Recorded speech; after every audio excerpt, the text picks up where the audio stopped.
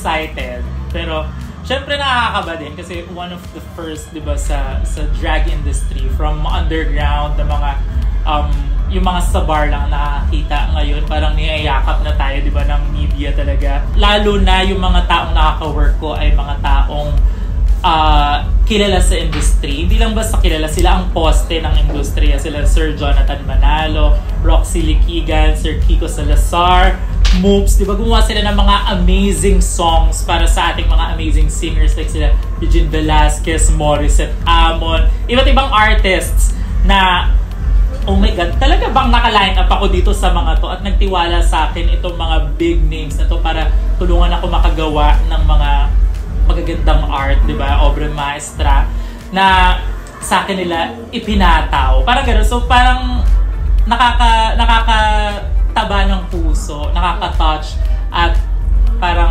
finally, oh my God, may mga taong nagtitiwala sa akin kaya dapat magtiwala din ako sa sarili ko.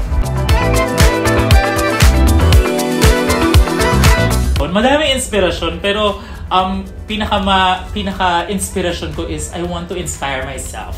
Parang gano'n. Gusto ko i-inspire sarili ko kasi ito yung mga gusto kong pakinggan kapag feeling down ako, feeling low. Katulad nung Misis, yung lyrics ko dun ay mga ilaban na, itodo na, para ma-push ako. And I know kapag nagagawa ko yung best ko dahil pinush ko yung sarili ko, madami ding na para siyang domino effect. May mga na-inspire din sa mga ginagawa ko. And I'm so happy to share this with sa mga taong nakikinig sa akin.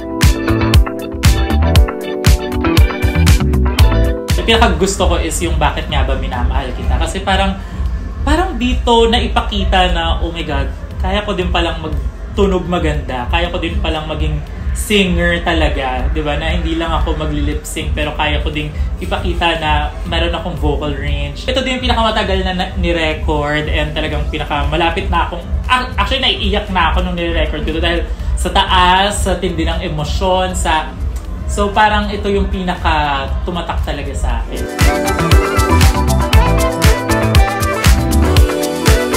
Iba-iba kasi yung message kada kanta. May parang flirty, merong fierce, merong fun lang, merong pang-push, tsaka merong masakit sa puso. So, gusto kong makahanap sila ng song kung saan sila makaka-relate.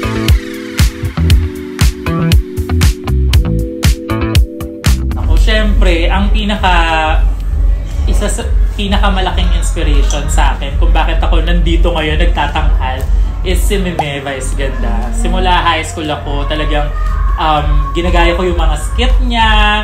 Gustong-gusto kong sundan yung yapak niya. And ngayon na nakakasama ko siya paminsan-minsan, mas lalo pang lumalalim yung paghanga ko sa kanya. Kaya sana one day, di ba, parang mabigyan tayo ng pagkakataon para makakolab si Meme.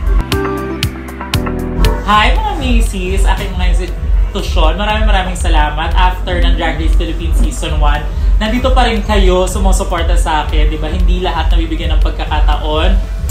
Salamat dahil kundi dahil sa inyo, hindi naman mabibigay din sa akin itong opportunity na to. Kung walang sumusuporta, walang makikinig at walang manonood sa amin, hindi na ako makakapag-perform sa stage. So, thank you so much sa inyo and I hope na magtagal pa tayo, di ba? I love you!